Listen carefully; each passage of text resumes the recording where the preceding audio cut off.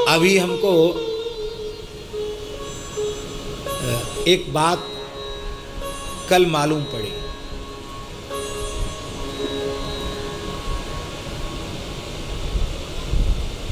अयोध्या जी में बहुत काम हो रहा है, बहुत काम अयोध्या जी में हो रहा है। वेदाचार्य जी तो बैठे हुए हैं, जब से योगी जी आए हैं तब से कितना काम अयोध्या में हो रहा है। और उन्होंने कहा, योगी जी ने, कि जितना पैसा अयोध्या में लगाया जा रहा है इसका चौथाई भी हमने गोरखपुर में लगाया होता तो चमाचम गोरखपुर करता। पर इतना पैसा लगाने के बाद भी ऐसी चमक क्यों नहीं आ रही है अयोध्या जी में। संतों से कहा उन्होंने, आप लोग अपना भजन बढ़ाइए, तपस्या बढ़ाइए, इतना धन खर्च हो रहा है, इतना समय खर्च हो रहा है, फिर भी वो जो दिव्यता चमक है वो नहीं आ रही है। उसके लिए कुछ उपाय कीजिए। तो कल जगत गुरु रामानुजाचार्य डॉक्टर श्री स्वामी राघवाचार्य जी महाराज कल ये बात बता रहे थे कि उन्होंने अयोध्या के संतों से पूछा ये बात। तो फिर दूसरी बात चल गई, हम बोल नहीं सके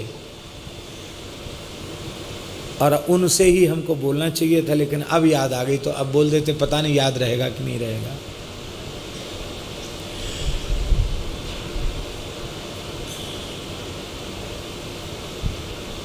एक किसी साधक को, संत को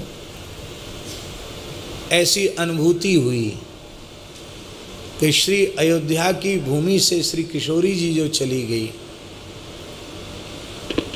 तो उसके कारण सौंदर्य की, माधुर्य की, लावण्य की अधिष्ठात्री जो श्री किशोरी जी चली गई और अयोध्या वासियों को जैसी विकलता होनी चाहिए थी वो नहीं हुई, राम जी से ही संतुष्ट हो गए वो, तो वह एक अपराध उस भूमि को लगा हुआ है।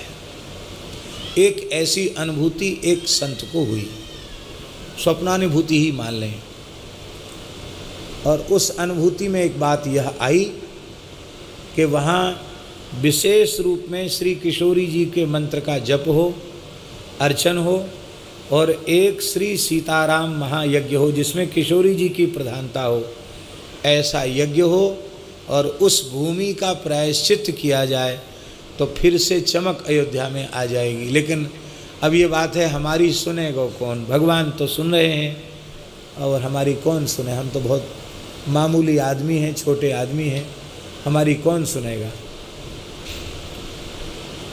लेकिन